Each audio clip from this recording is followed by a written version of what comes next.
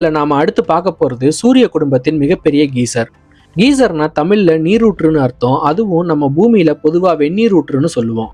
பூமியில ஒரு சில இடங்கள் இருக்கு. அந்த பகுதிகளில் நிலத்துக்கு அடியில இருக்கிற எரிமலை குழம்புகளால வெப்பம் அதிகமா இருக்கும். அப்போ அந்த பகுதிகளில் இருக்கிற நிலத்தடி நீர் அந்த எரிமலை குழம்புகளை நெருங்கும் போது சூடாகி கொதிக்கும். இதனால அதிகப்படியான அழுத்தம் உருவாகும். அப்படி அழுத்தம் உருவாகிறதால கொதிநிலையில இருக்கிற தண்ணீர் நிலத்துல இருக்கிற பிளவுகள் வழியா வெளியில பீச்சி அடிக்கும். நம்ம பூமியில இப்படித்தான் வெந்நீர் ஊற்றுகள் உருவாகுது. நியூசிலாந்து நாட்டில் இருக்கிற வைமாங்கு வெந்நீர் ஊற்று தான் உலகத்திலேயே அதிகமான உயரத்துக்கு நீரை வெளியேற்றின வெந்நீர் ஊற்று. இது முழுமையா செயல்பட்ட காலத்துல கிட்டத்தட்ட 400 மீட்டர் உயரத்துக்கு நீரை மேல் நோக்கி பீச்சி அடிச்சிச்சு. ஆனா இப்போ இது அரைகுறையா தான் செயல்பாட்டுல இருக்கு. அமெரிக்காவில் இருக்கிற எல்லோஸ்டோன் தேசிய பூங்காவில் இருக்கிற ஸ்டீம்போட் கீசர் தான் இப்போதைக்கு ஆக்டிவா இருக்கிற, அதே நேரத்துல ரொம்ப உயரத்துக்கு நீரை வெளியேற்றுற வெந்நீர் ஊற்று. கிட்டத்தட்ட 120 மீட்டர் உயரத்துக்கு மேல் நோக்கி நீரை பீச்சி அடிக்கும். ஆனா அதே நேரத்துல 500 கிலோமீட்டர் உயரத்துக்கு நீரை பீச்சி அடிக்கிற கீசர்கள் நம்ம சூரிய குடும்பத்துல இருக்கு.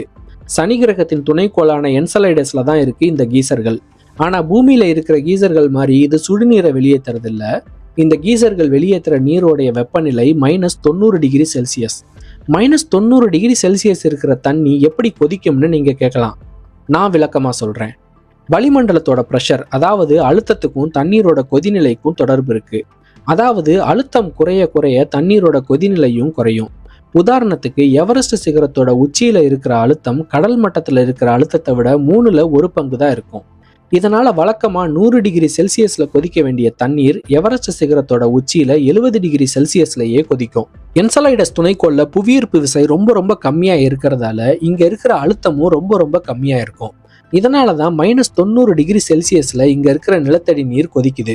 இப்படி கொதிக்கிற நீர் இங்க இருக்கிற கீசர்கள் வழியா வெளியேற்றப்படுது. அதே நேரத்துல இங்க புவியீர்ப்பு விசையும் ரொம்ப கம்மியா இருக்கிறதால இந்த தண்ணீர் வானத்தை நோக்கி 500 கிலோமீட்டர் உயரத்துக்கு பீச்சி அடிக்கப்படுது.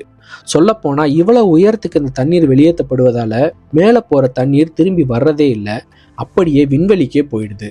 அந்த அளவுக்கு இங்க புவியீர்ப்பு விசை ரொம்ப கம்மியா இருக்கு. இதனாலேயே இந்த கீசர்கள் சூரிய குடும்பத்தின் மிகப்பெரிய கீசர்களா கருதப்படுது.